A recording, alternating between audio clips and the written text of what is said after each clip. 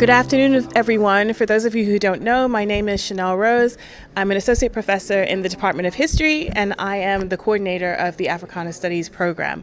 Welcome to our last Black History Month event entitled Banned Books, Race, and Public Schools. Some of you may know Black History Month traces back to Negro History Week in 1926.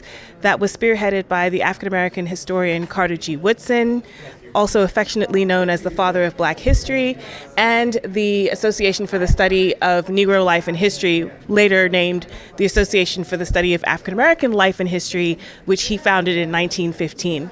They chose the month of February because it coincided with the birthdays of President Abraham Lincoln and Frederick Douglass. However, they did not want Black history to be just one or be limited to just one single month.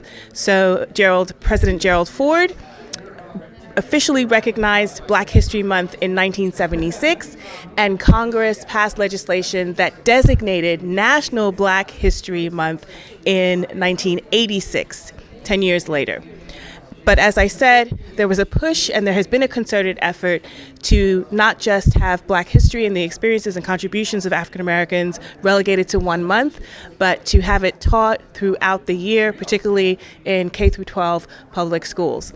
However, within the last few years, there has been a pushback against what subject matter can be taught.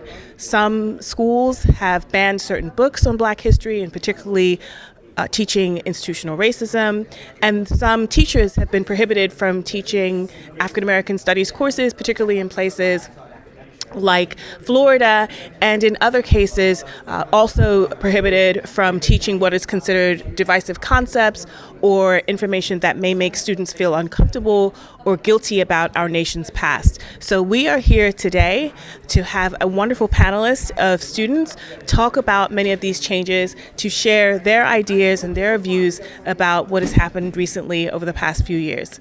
So we'll have each of our moderators introduce themselves, and then I'll ask the panelists also to briefly introduce yourselves, and then they will lead and engage in discussion. I hope that this is a lively and informative discussion, and we will have a Q&A session so students can ask questions at the end. Well, I'll stand so y'all can see me. I feel like I'm cute. So I'm Jamar Brownlee. I'm an adjunct professor here in the Department of Education. I am also a PhD student here at Rowan University. I am a fourth grade math teacher in Philadelphia. So this is really important to me. I'm looking forward to hearing all of your thoughts and then hearing your questions and also your thoughts as well. Hi everyone, my name is Uriah McLean. I am a first-year PhD student here at Rowan. I am focused on higher education. However, I'm also looking at urban and diverse environments. So my background is I've been in education for 12 years, 17 years total, 5 as a consultant, but 12 as a secondary education teacher in history, social studies specifically. And so this is a topic that is very near and dear to my heart. I'm very passionate about it. I am shocked at what's going on in America right now. I literally never thought we'd be in a situation like this in 2024. So the fact that it's happening says a lot about where we are. So for me, this is a very important topic, but I'm actually more interested in how you feel about these things as the younger generation. I'm about to cash out as far as education. So for me, I'm like, all right, what's the next group thinking and how are they going to respond to these things? And I think that what you're seeing is a lot of tension, but that tension, how's that going to go? And that's kind of the question for us. So again, thank you for having me, and I'm very delighted to be here.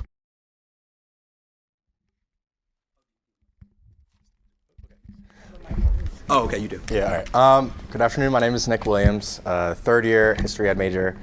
And issues like these are like a big contributing factor to why I wanted to be in education in the first place.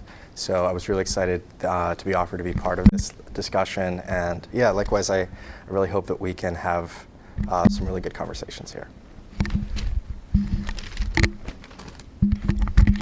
Hi, my name is Abby Ehler. I'm a third-year history major here at Rowan, and this is such an important topic, and I feel really grateful to be part of the conversation as someone who wants to be working in public history and then potentially in the future in education. I think talking about these difficult topics is integral to both younger and older generations to help us, move forward and progress in society. Mike. I'm Sierra Thomas. I am a senior at Rowan University. I am a history education major, plus a lot of other things on top of that. I do a lot here. I'm also a student intern for the grant, NEH grant, to teach African American history in schools. So as a future educator, this is very important to me because this is my community. And this community is part of everyone's community in America. So learning about this history is very important to everyone's success in this country and figuring out how to live together. So this is important to me, and I'm just going to talk my way through it, and I definitely want to hear you guys too as well. So, yeah. My name is Kyle Rowan Monterosa. I'm a graduate student here at Rowan University in the history department with a focus in Latin American studies. Some of my background is I used to be a substitute teacher for about 3 years. I am in graduate school, so I can focus more on higher education, but this subject is still very near and dear to my heart and very important from my experience in public schools, and it's something that we need to focus a lot more on and progress forward with. My name is Howard Corson. I am not part of the younger generation. I am a first-year graduate student in history. I bring the perspective to this of someone who got into the study of history later in life in no small part because of all the misinformation that's being taught in schools today. And I also bring the perspective of a parent, whose child graduated from the public schools, how different they were then, particularly in terms of the teaching of history, than they are now. So once again, thank you. I would actually like to start with you, Howard, being one of our veterans on the panel. I want to know what your experience was with books and history and different identities intersectionally when you were in school, and how that experience might be different from your child's experience. Good question. When I was in school, way back in the Mesolithic era, I graduated college in 1974, and it's hard to remember a lot of what I took in history in high school. I can tell you that when I got my transcript and considered the idea of going back to school to study history, I realized that as an undergrad, I'd never taken a history class. But going back to my high school experience, I would say that the study of history back then was largely Eurocentric. There was, since I was going to high school in the 60s, there was a good deal of discussion about the Vietnam War, a good deal of discussion about the Civil Rights Movement. I do not remember anything related, having been discussed, related to women's history, labor history, economic history, any of that. But then again, in high school, it was basically U.S. history and one class in world civilizations. But again, the class in world civilizations was mainly Eurocentric.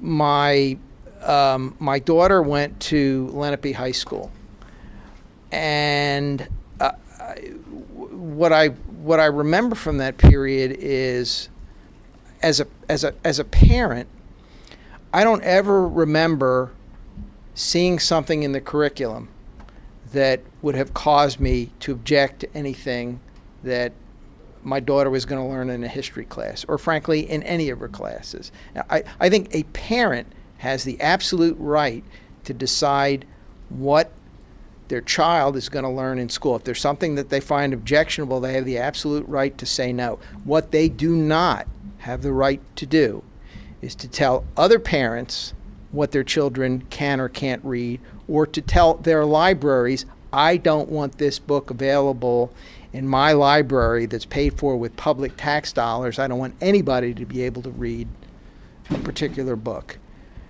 Fast forward to today, and what you see throughout the country, particularly in states like Florida, Texas, and Oklahoma, to me is very, very concerning, because we're getting away from what I would consider to be the accurate teaching of history, warts and all, to a sanitized teaching of history that avoids anything controversial and therefore avoids anything that really matters?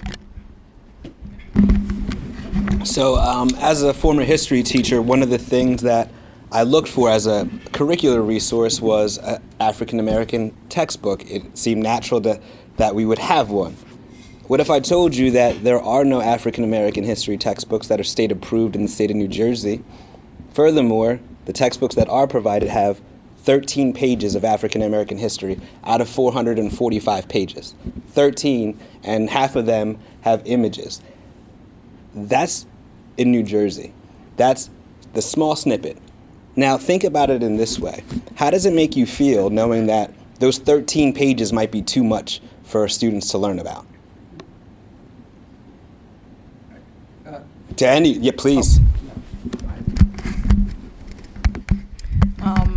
I think that's absurd because that's not even scratching the surface. 13 pages of African American history, and that's whoa, oh no, you know.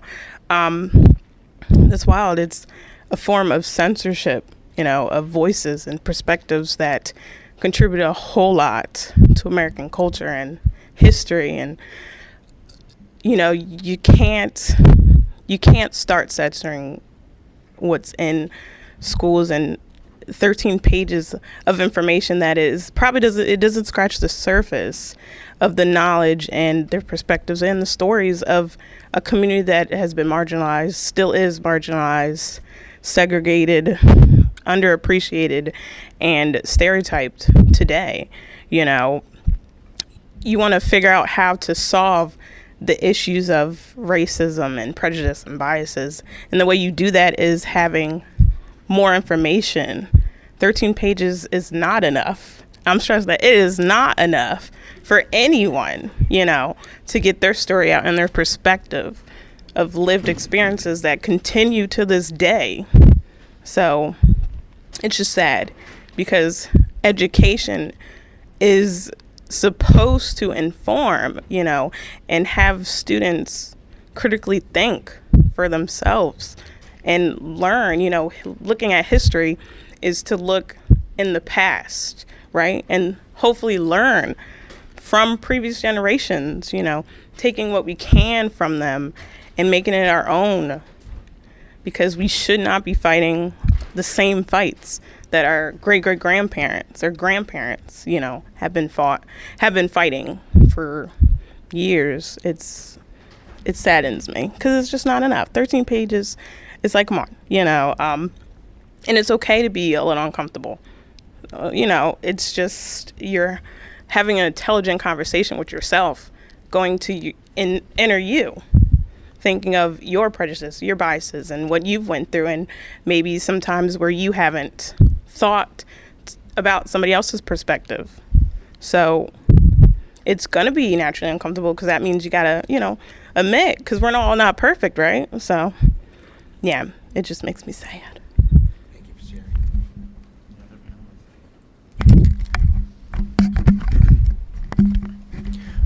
So yeah, 13 pages clearly is not enough, and I think what really has to be discussed and looked at is why this is one of those contentious topics. Because learning U.S. history, learning even world history, specifically from a Eurocentric lens, we really start to see what is valued and what is not valued in terms of what we learn about. And when it comes to American history, we have a lot of emphasis on learning about atrocities that have happened in other parts of the world, which we rightly should. But I think that there is a really intentional effort that we see in the education system to stray away from learning about things that would cause us to critique the actions of the United States and draw it to things that are still happening today. I didn't learn until college about how we have colonized places like the Philippines. And I think that that's intentional because it would cause us to realize we still have colonies today. We still colonize places like Guam, Puerto Rico, and so on. We rarely learn about how we violently, have combated labor movements, because we still do that. And I suppose most relevant to today, we don't learn about a lot of the injustices done against the African American community because it still happens today. And there seems to be a really intentional kind of education by just omitting these kinds of things because it undermines the patriotic education that it seems like they want us to learn. So that's all I'll say on that topic for now. Of course. I want to kind of uplift something that you both kind of talked about, right? We kind of hear you both referencing counter narratives, right? So with the book ban, like, whose responsibility is it to tell those stories, right? Because someone's writing these books, these textbooks, someone's providing these. There are a group of people who sit in offices and sit in discussions like this who make the decisions to ban books, or which books get banned from what era, what stories we want to tell, what stories we don't want to tell. What is the solution? What do we do?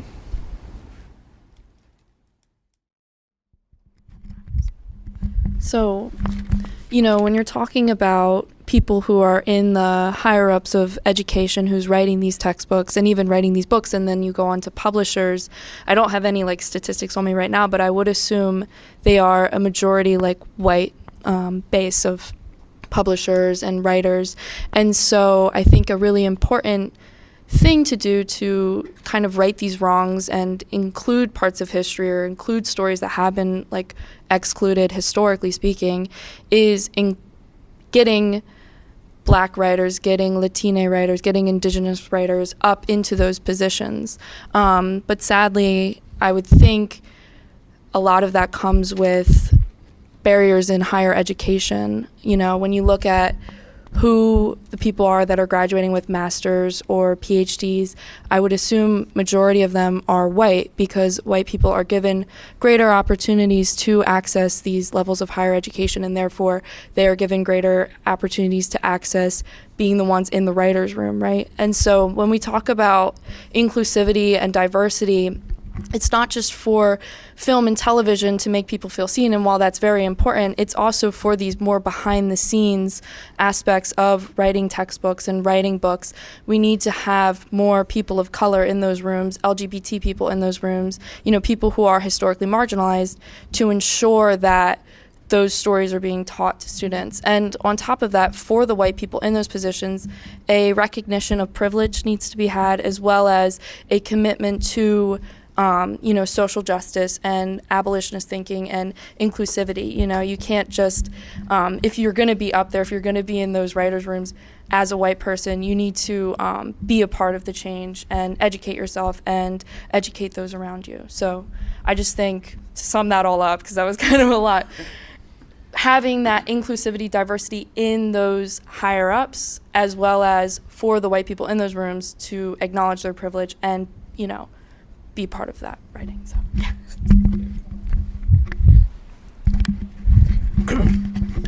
So I think addressing the endemic problem that we're talking about is largely a structural problem. So when we're talking about having more people of marginalized communities and higher education, and how did they get there, the problem is inherently structural. There's less access to better education even at the public school level. So I've substituted in Camden before, and I've substituted in communities if anyone's local from around here, Haddonfield. And the difference in what resources are provided to each one of those schools is vast. And not only from a substituting perspective, but from a lived perspective of going to a Camden school and a suburban school, the access of resources that you have are just mind-boggling, how different it is. So I'm a first generation Mexican immigrant, and just seeing what resources are available to you to understand your own identity, it's often not possible in a community where they don't provide those resources for you. And even when you're in a more privileged community, the way they present that narrative to you is very targeted in a very specific kind of way, where it's very reductionist to people of marginalized backgrounds. So you really need to address the issue of providing these resources. Just set a standard precedent for all public schools to have. We mentioned that Cherry Hill is the first one to have an Africana Studies department. That really should be a state level standard. and that can begin to address the issue and allow more people from marginalized backgrounds to have the opportunity to enter higher education without having to be so exceptional of being like a professional athlete or some other form of entertainment where that's not really setting the bar standard for everyone else, because you have to exceed expectations to have access to that. That's so important, right? Representation. Like, even as a queer student, which is my research is in, I didn't know queer people existed outside of television. I never had a queer teacher. I had a lot of black teachers. I was fortunate, right? But I didn't know those things existed, so I didn't aspire to be those things because I didn't see them every day. So I think it's also not about what we're being taught, but also who's delivering that information. We need to see people who are queer. We need to see women in positions of power. We need to see, the whole spectrum of BIPOC in these positions, so little Mexican kids can say, oh, I can do that too, because he or she or they have done that too, right? Appreciate you saying that. I want to go at this from a little different angle, which is the book banning and the development of curriculums that are at a lower level. What everyone in this audience can do when you're eligible to is vote. Vote in your school board elections. Find out as much as you can, and we try to do that. We're in Mount Laurel. Find out what the attitude is towards book banning and censorship of the people that are running. Find out if they have any, find out if they're part of Moms for Liberty, and then vote them the hell out of office. That's exactly what happened in Central Bucks, in the Central Bucks School District. I see Professor Lindman nodding her head back there. In the Central Bucks School District, they elected a board that was way to the right, and they started to make changes in curriculum and started to ban books and frankly started to terrorize librarians and others. And what happened? There was a reaction. People got involved. They started going to school board meetings, and they put up a slate of people opposed to all of this nonsense, and they won, and they flipped the board. That has to happen at the school level, and people need to be more involved. I don't think people don't. Terry McAuliffe, who was running for re-election for governor for Virginia, lost in no small part because he said parents are not curriculum directors. He was right, but he lost to Glenn Youngkin because they made that, what to me, ridiculous parents' rights argument. So you have to get more politically involved, not only at the school board level, but I'm going to put in a plug for this now. Vote in 2024 as if your life depended on it, because it does. If I could just pose one more statement to the group before we kind of break and have some food for just a moment, and we'll come back with audience questions. One of the special things to me about books is this ability to make us think critically. There's no dialogue, it's you in the book. And so from that, you have to interrogate your thoughts. And that is the critical thinking. And if that's what we're saying we're pushing in schools, my question to you is, why then would we do the one thing that will prevent that critical thinking, which is the reading of text that will encourage and truly inspire critical thought? Why? And who are those individuals responsible for that?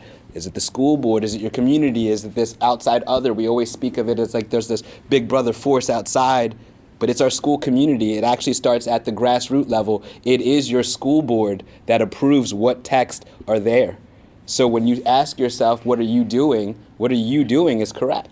What are you doing to protect those textbooks that are so valuable to all communities? And if we don't have representation, right, what does that say about us and the message to the next generation? So as you chew on that, can we go in, and I guess the food is here. Good afternoon. I'm just here to listen to my son, who is more articulate than I but we don't, his mother and I, we don't hear him in these types of settings. We just hear him at home, when he's saying, oh, what's for dinner, or something. But I'm happy to be here. I think this type of forum is so important because it reminds me, when I was in college, I went to Howard University, and one of the reasons I went to Howard University and HBCU was because to learn about the type of history that I didn't get at my high school. I went to a predominantly white high school in New York. And the textbooks, we're talking about textbooks, And in the textbooks that I learned as a high schooler, it only mentioned, when it came to Black history, I called it the 3 M's: Martin, Malcolm, and Mandela. Anything else fell by the wayside. Slavery was maybe a page or two, but it was only about those 3 famous African American individuals. So, and then when I went to Howard, I was like, oh my God, how much did I miss? Because even the dormitories at Howard, I stayed at my dormitory was Drew University. It was named after Charles Drew, the famous surgeon, and it was, everything just dripped of history from an African American standpoint. So, and then our textbooks and books. So I'm so grateful to matriculate where I did. I'm so grateful that my son is matriculating here because, again, these types of programs are so important for all of us, young and old. But also, you guys are the future. So I have so much hope now, and I'll leave here even more hopeful that you can put all of us on a path that is more diverse, is more hopeful, and obviously we need a vote in November. But thank you very much for having me, and thank you for having this program. Yeah, so there's talk about how I think it was the textbook in New Jersey only has 13 pages on African American history. And it just makes me think a lot about I think that there's a major problem in not just the lack of African American history, but also it's almost the depoliticization of it, and and I think that comes in tandem with an infantilization of it as well, wherein you see major African American movements throughout history taken of their radical character, of their their progressive and radical character, and sort of just simplified into I guess less disagreeable things that are easier to digest for folks, you don't see mention of MLK being a socialist. You don't see, and when the Black Panthers are mentioned, they're either terrorist or nowadays sometimes you just they'll be described for their free lunches, but they won't go into their more radical politics, and stuff like that, and that's just for the folks, the groups that somewhat get mentioned. I mean, you never see mention of the major Black figures in the labor movement of the 10s and 20s, in the industrial workers of the world, stuff like that. I think it leads to a lot of infantilization of African Americans in history. I'd like to respond to that if I may. One of the things that was disturbing to me was that I started out at Penn State after I graduated high school. I'm from the Jersey Shore area, down in Atlantic City area. And so one of the things was that I was always a history person. So I loved history. I loved the stories. I loved the narratives. And Western history, Greek history, all of it. I loved it.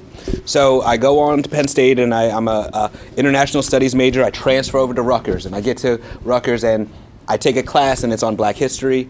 And so I'm taking this course, and they talk about who is Rutgers' most famous alumni. And so all the kids in the class, they must have gone to Rutgers before and must have learned somewhere that Paul Robeson was the name given. And I said, who is Paul Robeson?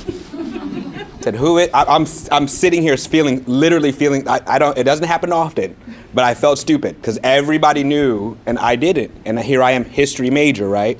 So learning about this individual, what he accomplished, all the things that he was about, what he did, the activism part, they sanitized that history. It's just he was a football player and he was very smart. He was a lawyer. He was a singer, an actor, an activist, and they take the radicalism out of him. And I think that part is not an accident, right? Very intentional in terms of what happens when you teach people how to be radical, when you're going to create a society that is. Is that really what we want? And as somebody that taught in the public education system, I can tell you compliance is a big part of it, especially with Black males, right? Hey, you get him in line, you make sure that he needs a little bit more discipline, right? And so these are the types of things that we have to be aware of. And I'm glad that some people are out there thinking about these things because, again, why do they not want you reading critical books? And I'll get back to that point because that's why they're banned, aren't they? Or is it because the subject? Is it because there's too many queer ideas there? And I'll kick it back to my colleague. Wait till my book comes out. Do we have another from So I don't need the microphone. I'm just curious that. I need it for the video. So I'm just curious that you mentioned that there's this one book that just has 13 pages. So do you have any knowledge of if there were efforts to create other African American textbooks, and were they blocked, or So I just did- can't imagine that there wasn't an attempt. It was very difficult for me. So what I learned is that New Jersey has the Amistad Commission, in which Black history is required to be taught. However, there is no manual, and the text comes from like the 70s. Literally, there is like a lithographed version of it somewhere, and it's like PDF. And so I used that as the basis to make sure that I was in compliance, because I actually built curriculum. I actually taught the student that his mother was the one that created the curriculum at Cherry Hill High Schools, and she's the assistant superintendent there. And so one of the problems was that everywhere I went and I was looking for these textbooks, the problem was that they said that the topics were not things that were settled on, and making sure that we have the perspective of others in these texts. And so when I looked at the textbook that this school in particular, and I won't out them here, the problem is that that was the board approved textbook. So technically, if I used another text outside of that, I could be reprimanded for that, for not following the school board approved text. And so you see how I'm limited by that. And so for me, I had to find supplemental materials, which it takes a lot of time to go find resources that you know are legitimate and that are not going to be controversial, because when you live in a town that people are scrutinizing that, it becomes very dangerous all of a sudden. And so there's a teacher in Virginia that's learned that lesson in a very harsh way right now, and she's fighting through these types of things right now. So it's very real. But the message to my students when I said there's 13 pages, guys, 13 pages of Black history here, they all were shocked, as was I. But there are no textbooks for Black history. Prentice Hall, McGraw-Hill, all the major corporations that could easily do it have nothing. And remember, they're the only two. So when we think about K through 12 curricula and the people who create the textbooks, they are the only two. So when we think about who is in charge of those companies, right, and what their ideologies are, right, they're producing what they feel as though is important, right? So just to put that on. Do we have anybody else from our audience? Yeah, I have kind of a quick question. I'd like to pose this question to all the panelists, but specifically Nicholas, because I know for a fact he wants to teach on an elementary school level. So what will you do when you're faced with the challenge, inevitably, of school that says, well, this is the textbook we teach. We're not necessarily invested in, critical race theory, but this is what we're teaching. This is the textbook that you may not approve of it, but this is the curriculum that we're putting forth to our students. So what quite a quandary will that present to you, and what will you do about it, as far as a job is concerned, as far as your career is concerned? I guess we can have multiple to tackle this. I think that as educators, we have a responsibility to not be silenced about this. I think if we don't take the responsibility of teaching this, no one will. Especially when it comes to groups like Moms for Liberty and school board things. Like, those people will always work hard to make sure that they are heard. And we can't fall into complacency and think that things are just going to be okay, because there are people actively trying to push their positions. And so we need to make sure that we are equally doing the same. And I think in the cases of if there are schools that are being combating this, we have social media. We have outlets like that where we can publicize these things. I think that there definitely needs to be an effort to make sure that people know about what their school boards are doing, what their public school systems are doing. I had no clue that school boards had anything to do with approving. Like, honestly, I had no clue what a school board did for a long time. And I think that there needs to be an effort within each community to make sure that we educate each other on what those organizations do and how we can hold them accountable, and how we can organize ourselves to make sure that all voices and all perspectives are being heard, and making sure that that this doesn't keep happening. One quick aside about school boards. When you go to find information on who these individuals that are listed, it does not say their political affiliation. It gives no information on them. You have no information to go on except for who they are and what they are in the community to you. So just saying that when you try to scrutinize, and who do I want to vote for? There's no information. Zero on the school board. You're about to give them power over millions of dollars and power over curriculum. You don't even know who they are.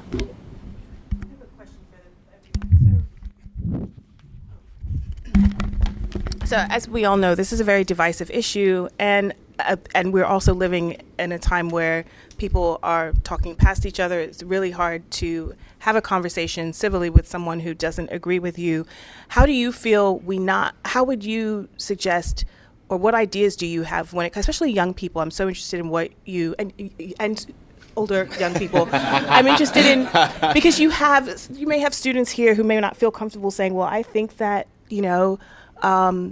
Isabel Wilkerson's Caste book should be banned, or I think that Ta-Nehisi Coates' book Between the World and Me is too radical. Whatever. There may be students who feel, that shouldn't be taught, or institutional racism, that shouldn't be taught. But how do you engage in dialogue with young people who don't feel, or other people who have very different views about this and feel as passionately about their perspective as you do about the importance of teaching this? And to follow up on that, and I know both Uriah and Jamar will talk about this, and so this is the two-part question. What do you think about this idea, especially as undergraduate students? What do you think about this idea that you have legislation being passed that says divisive concepts or students feeling uncomfortable in a classroom, that is a problem? What are your thoughts on that? So it's kind of a two-part question.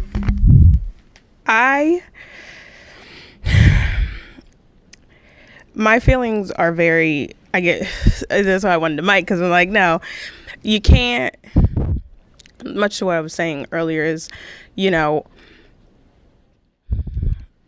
people need to come together pretty much.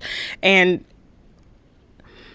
we work better together, right? And what affects me is going to eventually affect another community, right?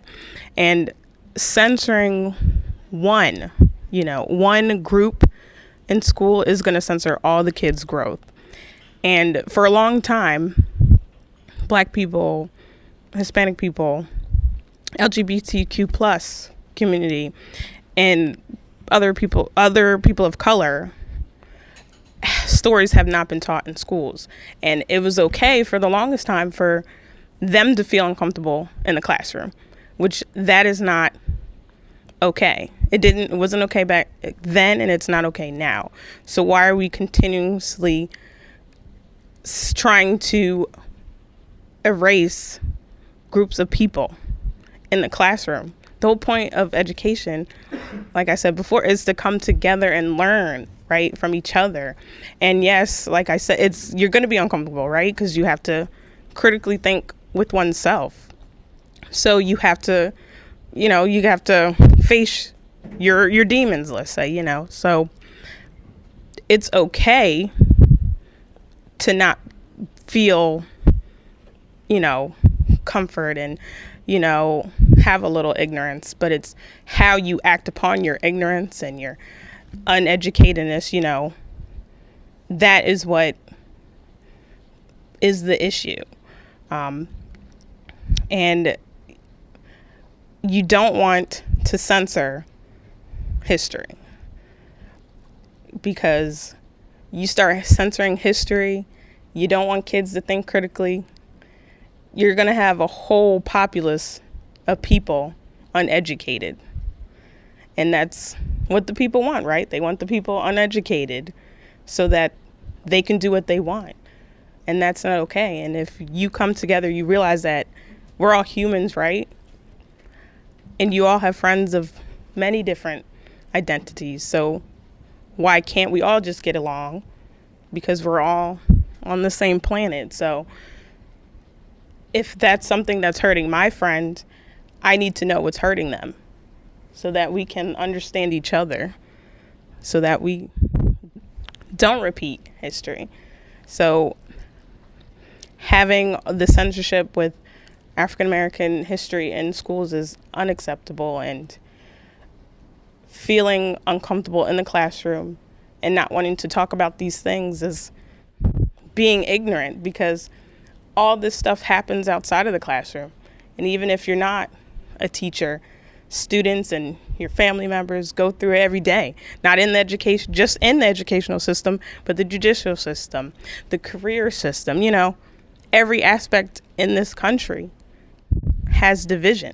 And if you don't learn something in school and everybody's trying to push it away, move it out of sight, out of mind, no one's going to learn. And it's going to be the same thing over and over again. So. The best advice I've heard lately, well, first of all, we don't talk to each other anymore. We don't talk to each other civilly anymore. We can't disagree agreeably. I mean, this is a conversation for another time in another place. I blame social media to a large degree for it, but that's me. And it might be an age thing. But the best advice I've gotten on the teaching on how you teach a tough subject, and history is emotional. You can exult over, let's say, winning the Second World War and defeating Adolf Hitler. You can read about that and exult over it. And you can wince if you read about the Tulsa massacre in 1920. But it is emotional. You can't sanitize it. But the best advice that I've read lately came from, of all people, Trevor Noah. If you watch his last stand-up, he's a really smart guy. If you watch his last stand-up, he talks about the fact that in Germany and in Austria, all students, elementary school, high school, are taught the true story of the Holocaust. And they're told when it's over, you can be upset by this, but it's not your fault. We're telling you this in the hopes that you'll do better. We can do the same thing in this country. We can teach about the Tulsa Race Massacre. We can teach about Jim Crow. We can teach about all of the lynching that was done in the 19th and 20th century. You can teach that. You can teach accurate history.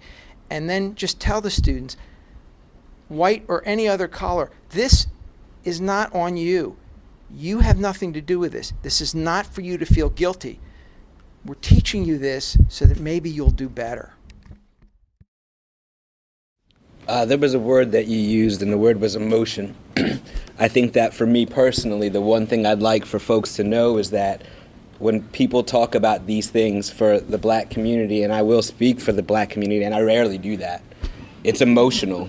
It hurts when people take your history and remove it. It's literally me asking you, who are you? And you're going to tell me, right? You're going to go back into your history and you're going to tell me your story, but I'm going to pause you there and I'm going to say, it actually doesn't matter, right? What happened to you before, get over it, right? It happened. Let's talk about moving forward, can't we? And you're going to say, well, I can't even tell you who I am, right, if you don't allow me to tell my story. So eliminate the story, right? You eliminate who we are. And that's the truth. You're taking the narrative away, and the stories are what makes us who we are.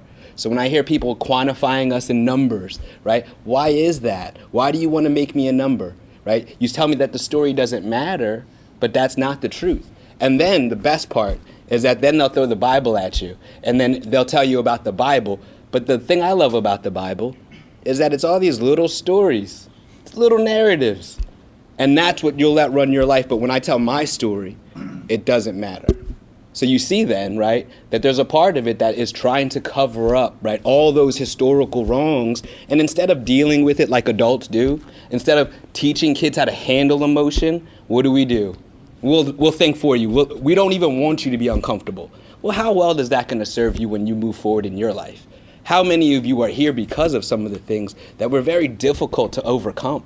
I hope you get to tell your story one day to people that care about you. But just remember, when I eliminate your story, what am I doing to you? I'm erasing you. You don't matter to me. That's the message, and it's very clear. So for me, just remember, it's just stories. It's just stories. And we're just going to say that these stories matter more than others. Your story matters less than mine. And that's hurtful. So the emotion of it, right? When why are blacks so angry about it? This is why. It's very hurtful. I don't want to say that, it's hurtful. You know what I mean? It does. When you see white allies that kind of turn their backs on you, right? It's a big deal to Jamar, but you know what? I'm going to just kind of sit quiet while he has to fight this alone. And I do care about him. It's just that I'm not going to put myself out there. And sometimes it requires that. So again, if you care about people in your community, and I'm talking about your sphere of influence, right? Read some of the books. Learn about why somebody might be so on guard when you bring up certain topics, right? And why that is. I'm always about the why, which is why I'm a PhD student, right? I want to know why. I want to know why you think that way. I want to know how you feel, and I do care. And that brings us to a consensus of, you know what, maybe we don't agree, but at least we can agree that this is hurtful, and maybe we should include this story as well. That's all. It's about inclusivity, and that's all we're trying to say. And that's, so when you exclude the books, it's hurtful. That's just my piece. One thing that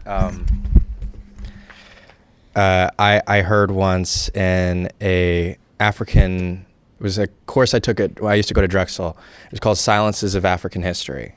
It was based on a book by Jacques de Pelchin, who I think teaches somewhere in DC or something. But one of the quotes I really liked was that whoever controls the narratives, whoever controls education, they don't just control what we learn, but they also control what questions we ask. And certain questions don't even come into our mind to ask. Certain things don't even come into our mind to question. I'm taking a cultural geography class right now here. And we're learning about, globalization and all these things. And one of the things that was mentioned the other day was about African states post-colonialism. And how, I forget in what specific context, but it was talking about the Congo, and how they have all of these, mining corporations that use child slavery and all these terrible things. And, people are just writing that down, and all despite this, they're still super poor, but that's it. And the whole thing, I was just thinking the whole time, like, well, first of all, who owns those mining companies? Is it the people of the Congo? Or is it those French corporations and American corporations, our corporations, companies that we buy products from that use genuine slavery, but we don't criticize them? The law can't even punish them because of the crimes that they're doing are outside of the United States. And some of those questions don't even occur for us to ask about. That knowledge is locked away from us.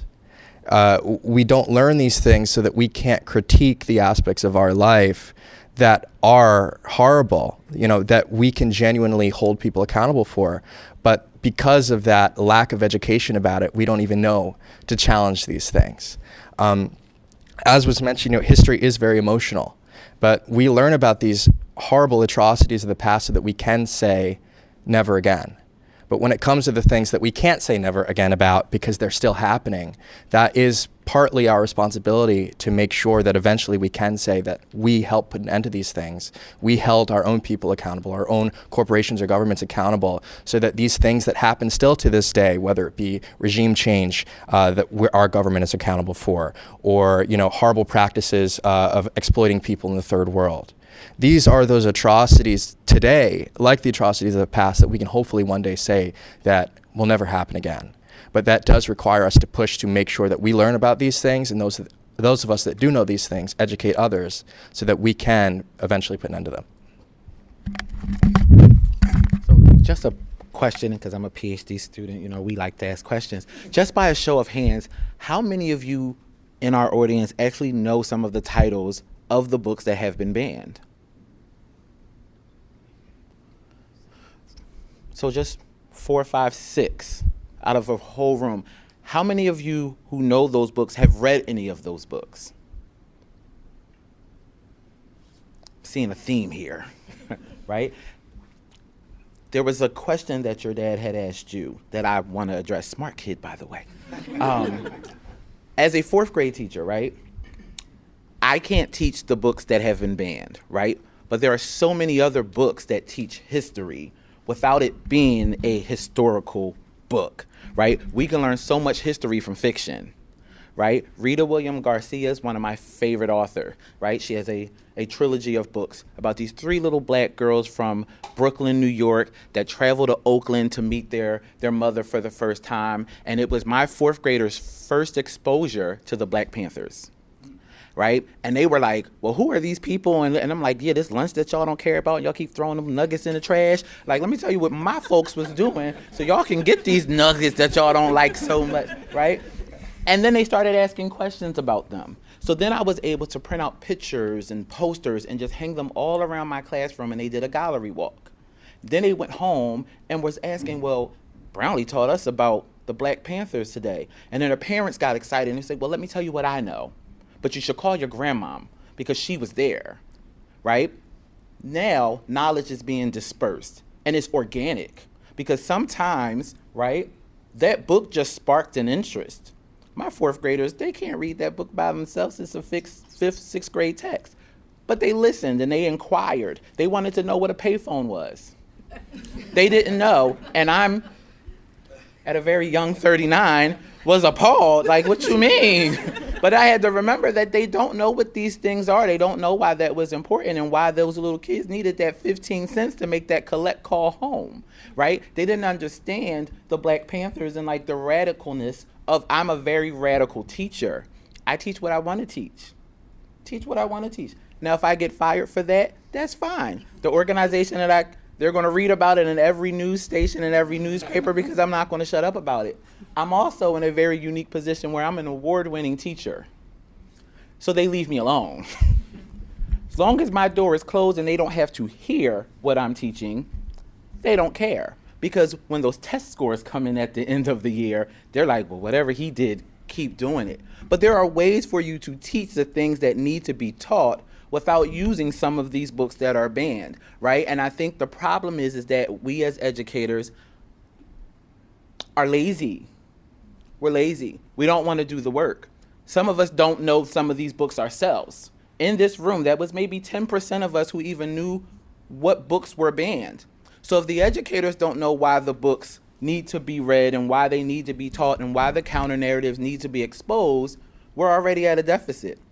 Right? I'm from St. Lucia. I could tell you everything about Lucian history. When I moved here to America, they didn't teach me anything about St. Lucia. I knew nothing about where I was from other than what I knew when I was over there. So I said, okay, cool. I'll learn about Black people in America. Martin Luther King, Malcolm, Rosa. It ended there. Every teacher from K to 12, I will even say my undergrad, had quotes about James Baldwin. None of them told me he was queer.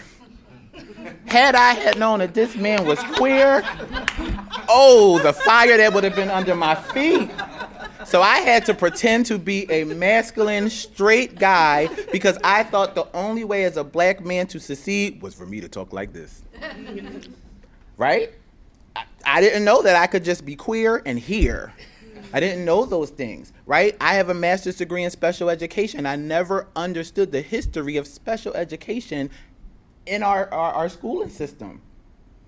Some of these terms that you all are speaking about, I didn't hear until I met Dr. Rose. I was like, oh, okay, well, let me look at this. Because I want to be smart, too. I don't want to be on this panel asking questions that you guys are saying things, and I'm like, let me Google that. Let me ask Siri, right? But think about that, and I want you all to know, as I pose this question, how are you educating yourselves outside of Dr. Rose's class, outside of Rowan University? How are you educating yourselves as you transition into the plight of this fight? Because it is a fight. I fight every day for little Black and brown kids who are also queer, who are also women, who are also disabled, right? Because the book ban wasn't just about race. Right? Intersectionally, it was about everything that is not white and Christian, right? Because that is where the power and the privilege is. Take my class, Leading Amongst Diverse Perspectives. That was a plug, right? So I want to know, what are you all doing to further educate yourself to be soldiers in this fight? Yeah, so I'm a graduate student, and my perspective is going to be a little bit different, but I focus a lot on research work. And when you do research work, you can focus on one specific subject, but you can find like a really good, like what's called like a secondary source for any history majors in the room. Like the secondary sources can be very good. They give an overview of the subject that you're trying to look at. But from there, you can go into like what that author used like to write their book. And you can look at their different primary sources and other secondary sources that they used. And you can just like find like a whole diaspora of like multiple different ideas and different approaches that you can look at this subject from multiple different angles.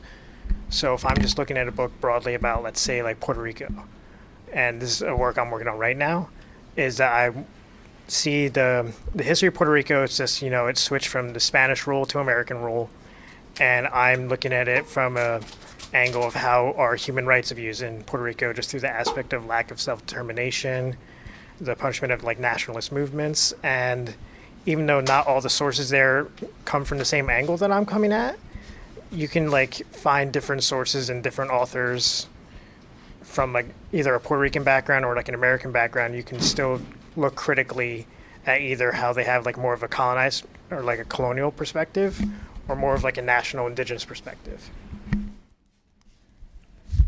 So this is going to be kind of a less academic answer, though that was incredible. So I grew up going to Catholic school in South Jersey, so a lot of my schooling was in predominantly white institutions. And so although I had some really incredible teachers, I kind of turned to the internet, which I know that we kind of have been smacking on social media, but that was actually, especially when I was in high school, a really great resource to me to learn about some of these books that I wasn't hearing about in the classroom. I mean, I was, especially in like 2020, I was following and finding all these incredible organizers and activists and educators. For example, one person that comes to mind is Ibram X. Kendi, who has written, I think, was it How to Be an Anti-Racist, an incredible book.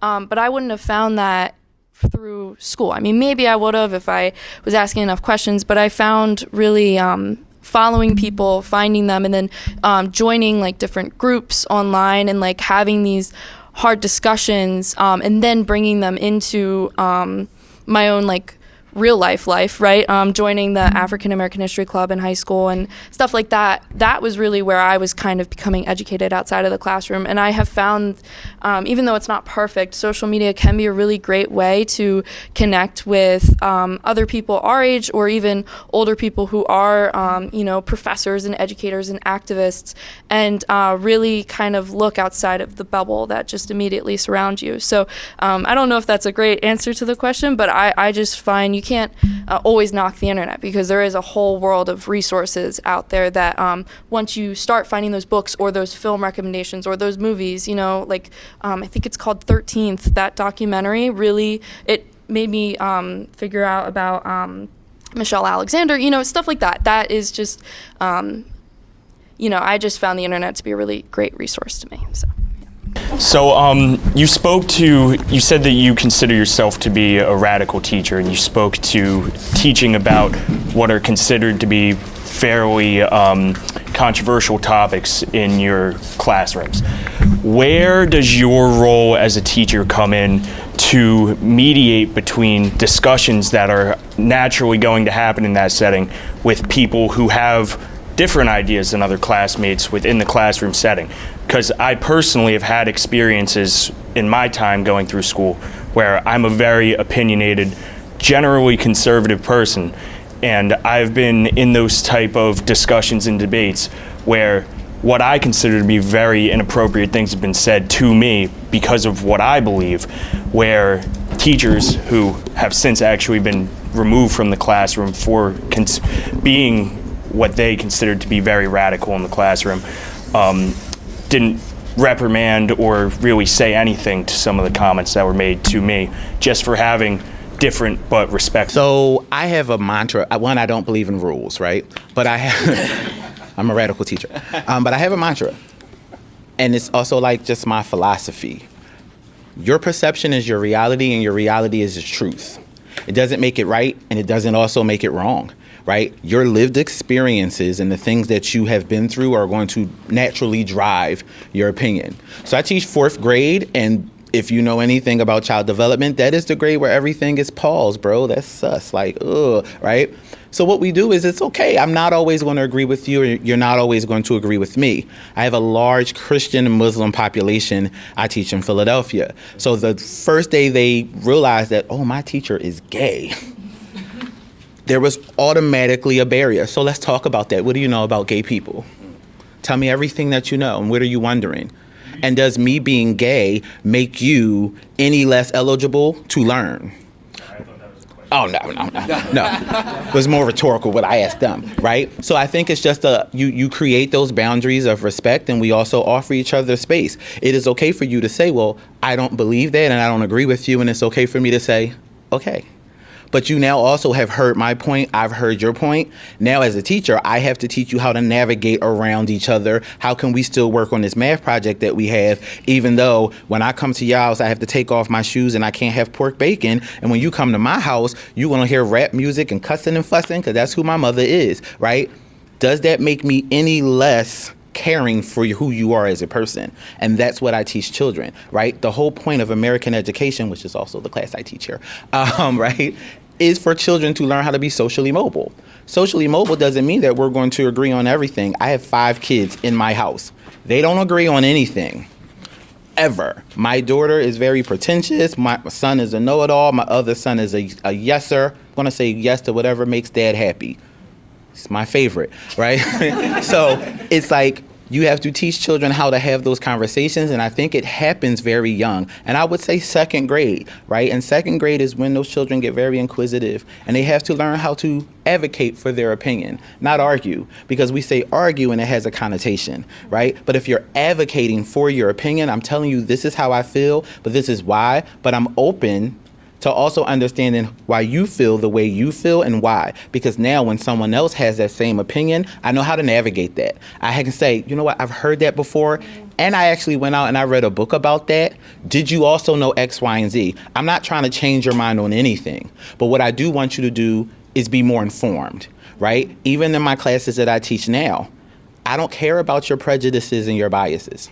I can't change that. You're going to think about what you want to think, as long as it's informed, because I'm going to learn something about that bias. I'm going to learn something about why you're prejudiced against women, right? Why you're misogynistic, why you're racist, why you're homophobic. I'm going to learn that, and it's either going to strengthen my own debate on that topic, or it's going to spark my curiosity to want to learn more about it, so I'm more prepared to have an intellectual conversation with you at the end. One quick comment on that. So I taught in a very wealthy and conservative town, and the one thing that I prided myself on is that my students never knew if I was right or left by the time they were done. And it was not my responsibility to indoctrinate them. I literally would put up Fox News' story, and I put CNN because I said this is the liberal version of Fox News, and Fox is the et cetera. And so I would give them the opportunity to read either one. And then I would let them comment on it. And what would happen is just a dialogue. You get to say what you want to say about this comment. However, pause right now, and then it's going to be Johnny's turn to talk. You see what I'm saying? And you give people the space to do that. And as future educators, I would caution you on being extremely radical, but only in the sense that I don't want to ever be the reason somebody feels some kind of way in terms of indoctrination. I don't ever want to be accused of that. And for me, I want you to think, right? And that's truly just think critically about your position. And again, why you believe it. Sometimes it's just faith, right? You can't even argue it. So for me, it's just, it doesn't matter. But as long as we're encouraging thinking and critical thought, and by the way, if you're in a room full of people that all think the exact same way, right, you need to go to another room. So that's kind of the point, which is I'm not looking for consensus. I'm looking for understanding, right? And listening to your point of view. And like you said, it informs you and what you really believe. And by the way, you're always caught up in what you know, right?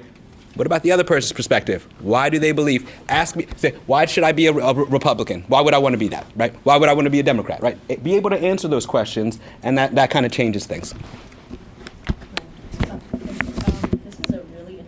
I'm a music industry major. Anyways, so I was going to ask, what would an ideal diverse education in history, in the subject of history, truly look like? Because as a queer Asian person, I grew up with like a Christian education, and so I didn't have like any queer history at all in my education. And so when I got to like late high school, I found some articles online, and I was like, oh wait, there is queer history. Like, I didn't even know that existed. So, like, if you ask me to name 2 things in queer history right now, I can only tell you Marsha P. Johnson and Stonewall riots. That's it. And I should be knowing more. Same thing with Asian history. There was not much of that. So, when I got to college, most of my education on this diversity was, like, through social life. Like, I have a lot of friends who are autistic, and I started learning about people with disabilities and people with, like, mental, I don't know the correct term, like mental disorders, but a lot of it was like internet and social media. Luckily, I found the right education on the internet because it's easy to get sidetracked. But I guess in a nutshell, how would you go about implementing a kind of very diverse education in schools, especially in young education, because that's when, that's the most important stage, I think. So. I mean, I have answers in terms of what I believe in that, which is you're inclusive. And so one of the things is I'm half Korean. Nobody ever even asked that, right? And so part of it is that as a Korean, sometimes I wonder what's my people's history here in terms of my mom's people, you know what I mean? And so for me, it really is about inclusivity. When you learn about an individual that might have been an activist and he happened to be gay as well, you include that. And so that person feels a little, you know what I mean? And then when you say to people, I had a small group of Chinese students one year, and I talked to them about what it meant to be called yellow, and what it meant to be called, and the fear that of the Japanese during the internment camps and things like that. So you incorporate these stories, but it flows. It's natural. So when you talk about immigrants coming over from Ireland, right, and you talk to them about why they have that tension in Boston still between black and Irish, right? They were fighting for the same low-wage jobs. You see what I'm saying? And they keep that tension there on purpose, in my opinion. But that's kind of the thing. Just be more inclusive and tell those stories. But the more stories you know, right, the better you're going to be. So when you have that Mexican student that I had, I bet it'd be really cool if I add this in here. And you might not have even had space for that in your curriculum, but you make space for that. You find that little lesson, and that person feels validated. They feel seen and heard. And I can tell you, it makes a difference. When I as a teacher say, if anybody makes fun of an LGBTQ student or blah, blah, blah, blah, blah, watch what happens. All of a sudden you see 3 people perk up. Right? And it's like, because they feel like, all right, this person understands my situation and acknowledges it. And it means something to acknowledge people. In being a future educator in our education classes, they tell you you're modeling a lot of the time. You're modeling behavior to your students because how you incorporate. So just bringing everyone's perspective into your classroom, modeling that you care about these topics. And even if you don't know, you doing and learning with your students as well, that shows a lot to them. It's like, oh, hey, my teacher doesn't know, but they're putting in the effort, right? Bringing in those books, those stories, those pictures, and turning your classroom into the Chinese New Year just passed, bringing that into your classroom and incorporating other figures that you just found out about shows a lot. And that's what they do in education. They tell us to model a lot, and you modeling, your students will follow suit and feel comfortable in the classroom. You have to create a learning community, and how you do that is accepting every parts of everyone in there and standing up for what you believe to include everyone, even if you don't know about it. Be careful with modeling, because it just shows a lot what you exclude from your curriculum as well, right? He doesn't care about this because he never talks about this, right? I had a student say, you only talk about student athletes all the time because you're a coach. And I'm like, she was right. I didn't talk anything academic in terms of clubs, right? You have to address those things. People take it personal. Like I said, it's emotional. Yeah, I'm literally gonna buy these. Anyways, I was gonna say also, like, in terms of sex education, that's another thing that I didn't even learn until late high school or college, because it wasn't in my education. And luckily, that is another case of me luckily finding good resources online. Could have gone a different way, but I was able to learn only because I went out and looked for it myself. So I also feel like, I don't know what point I was trying to make, but I feel like there should be a better, education that's very helpful in schools about that. This has been fascinating. Thank you very much for all your comments and insights. It is heartening, as Mr. Williams says, to see what the future holds, hopefully, in terms of your sensitivity and insight and diversity. One thing I was thinking of is in terms of kind of earlier comments about oppression, and particularly that phrase always gets me when they talk about, we can't teach this because it might hurt children. Well, what children they're talking about? They're talking about white children, right? And we have to protect white children from the truth, which in itself is such a disservice disservice to children. It's not trusting them, first of all, that they can handle it. And especially if it's taught in an appropriate manner for the right age, I think they can. So if we can unpack that language, I think that's part of breaking this down and looking at what's really going on here. Who is being protected? Because we never say this white curriculum is hurting black children, right? That's never part of the conversation. So again, the power dynamic is part of what's going on here. Well, first, let me stand up. I like to stand. Sorry, I'm such a teacher. Thank you all for coming out. One thing I do want to push into your brains as you leave is that curriculum is now also just not text, right? We talk about curriculum a lot like it's just text. Curriculum is also should be enacted, right? Not so formal. It should be like our interactions. And as a teacher, I learn so much more about history from my students than I teach, right? I'm fasting next week because it's Eid with my Muslim students. I'm not Muslim, but it's a way for me to understand them and show that I stand in solidarity. All of my students now have something rainbow on their book bags. Now, I don't do that, and I'm gay, right? But it's how they show me that we accept you. So I appreciate it. I'm also an open book as a teacher, and I think as you go into your professions as future teachers, to be an open book, right? I don't close off who I am and what I believe from my children because it shows that they can ask questions without being uncomfortable. Because as children, especially like K through 8, in certain cultures, they are taught to be seen and not heard, right? They are taught not to ask the questions. So I want to encourage you all to embrace that uncomfortableness.